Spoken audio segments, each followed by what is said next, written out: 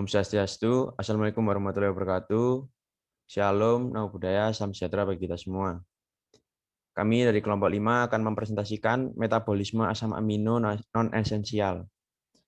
Mata kuliah Biokimia Veteriner 2 dengan dosen pengampu Bapak Profesor Dr. Hewan Iwan Harjono Utama MS. Kami beranggotakan 4 orang. Yang pertama, Dona Risma dengan NIM akhir 090, lalu Tivano Pratista dengan NIM akhir 091, lalu ada Kairunisa Zahra dengan NIM akhir 092, dan yang terakhir ada Dev Almendo dengan NIM terakhir 093. Untuk selanjutnya dipersilakan. Asam amino. Asam amino merupakan senyawa organik yang memiliki gugus fungsi karboksil dan amina, serta rantai samping yang spesifik untuk setiap jenis asam amino. Asam amino memiliki 2 jenis, yaitu asam amino esensial dan asam amino non-esensial. Fungsi dari asam amino sendiri yaitu 1. Menjaga jantung tetap sehat, 2. Membentuk neuron transmitter, memiliki jaringan tubuh yang rusak, 4. Membentuk antibodi, 5. Menyeimbangkan kerja hormon dan enzim, 6. Menyeimbangkan kadar cairan tubuh, 7. Meningkatkan daya ingat dan stamina, 8. Memperkuat rambut, dan yang terakhir meningkatkan massa otot. Next slide. Asam amino non-esensial. Asam amino non-esensial adalah asam amino yang dapat diproduksi oleh tubuh jika tidak didapatkan dari makanan yang dimakan. Jenis-jenis asam amino non-esensial yaitu alanin, arginin, asparagin, asam aspartat, sistein, asam glutamat, glutamin, glisin, prolin, serin, dan tirosin. Next slide. Yang pertama ada alanin. Alanin dapat diubah menjadi asam pirufat melalui proses transmisi yang bersifat reversibel. Asam pirufat merupakan senyawa yang terbentuk pada jalur metabolisme karbohidrat. Dengan demikian, reaksi metabolisme alanin ini merupakan hubungan antara metabolisme protein dengan metabolisme karbohidrat. Alanin adalah asam amino non-esensial yang dibuat dalam tubuh melalui reaksi transmisi pirufat dengan glutamat atau asam amino lain. Dalam beberapa tanaman, alanin dan asam aspartat disintesis melalui amina reduktif dengan amonia.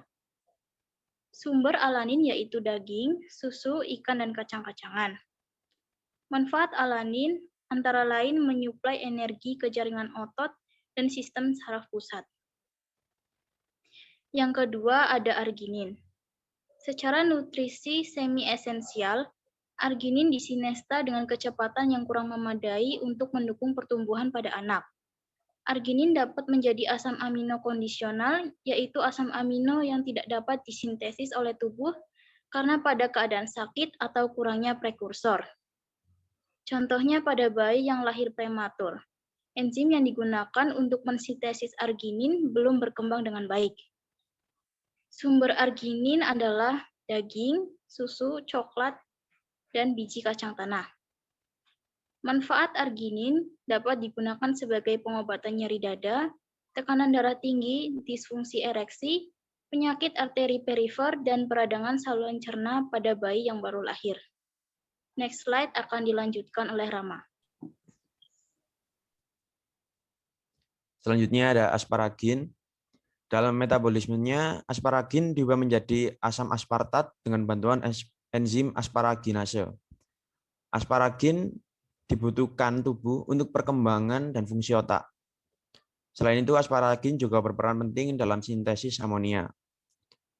Asparagin ini juga diperlukan oleh sistem saraf untuk menjaga kesetimbangan dalam transformasi asam amino. Terdapat 2 sumber makanan yang memiliki asparagin. Pertama dari sumber hewani dan yang kedua dari sumber tumbuhan. Dari sumber hewani bisa seperti susu, daging sapi, daging unggas, telur, ikan, dan makanan laut. Lalu dari sumber tumbuhan bisa seperti kentang, kacang-kacangan, dan biji-bijian. Lalu yang kedua ada asam aspartat. Setelah asam asparagin diubah menjadi asam aspartat, Asam aspartat diubah menjadi asam oksalosetat oleh enzim transaminase. Di samping itu, asam aspartat juga dapat membentuk beberapa asam amino esensial, seperti lisin, metionin, treonin, dan isoleucin. Asam aspartat ini berfungsi untuk membantu mengubah karbohidrat menjadi energi, melindungi hati dengan membantu mengeluarkan amonia berlebih dari tubuh.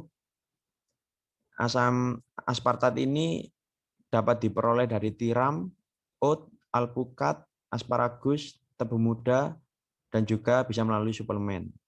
Next slide. Selanjutnya ada sistein.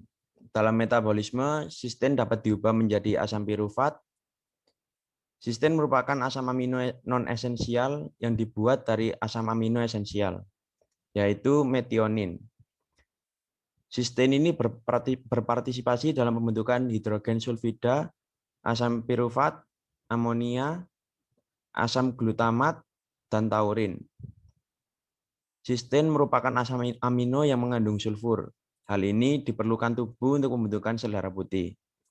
Sumber sistein pada makanan adalah cabai, bawang putih, bawang bombay, brokoli, dan bulir gandum. Selanjutnya akan dilanjutkan teman saya.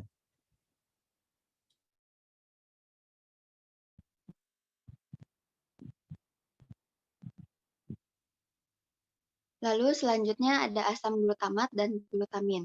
Asam glutamat ini dibentuk dari amonia dan alfa-ketoglutarat. Asam glutamat ini akan membentuk glutamin melalui kerja glutamin sintetase. Untuk glutaminnya sendiri, dia ini bekerja sebagai sumber metabolis untuk sel-sel sistem pertahanan tubuh seperti neutrofil, limfosit, dan makrofagus. Asam glutamat ini, untuk asam glutamat ya, dia berperan sebagai neurotransmitter pada otak, di mana dia adalah senyawa yang berperan membawa sinyal antara sel saraf dan sebagai sumber energi utama untuk usus halus dalam penyerapan zat gizi.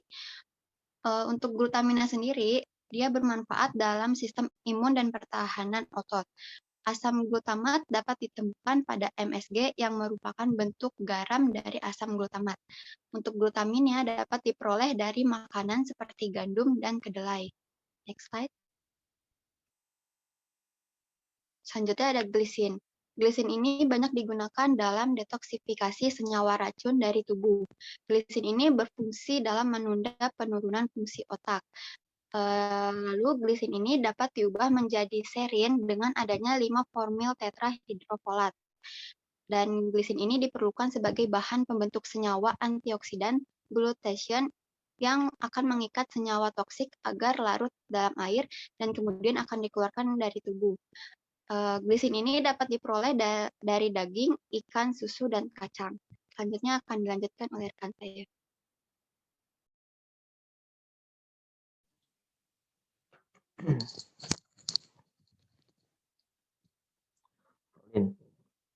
Protein merupakan satu-satunya asam amino dasar yang memiliki dua gugus samping yang terikat antara satu sama lain.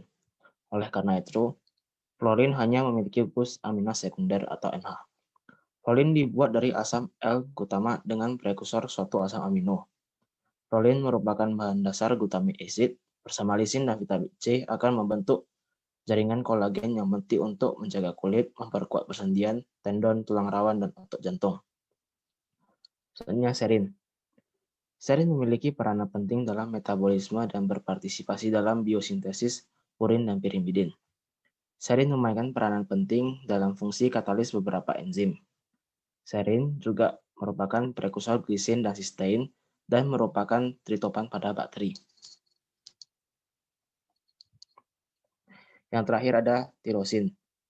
Pembentukan tirosin menggunakan bahan baku fenilalanin oleh enzim fenilalanin hidroksilase.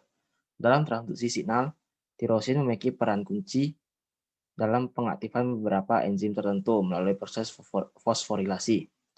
Bagi manusia, tirosin merupakan prekursor hormon tiroksin dan triiodotrionina yang dibentuk di kelenjar tiroid, pigmen kulit melanin, dopamin, noradrenalin, dan adrenalin. Sumber makanan yang mengandung tirosin adalah daging, ikan, hati ayam, alpukat, pisang, dan keju. Selanjutnya saya balikkan kepada moderator. Iya, sekian presentasi dari kami. Apabila ada kesalahan, mohon maaf. Terima kasih.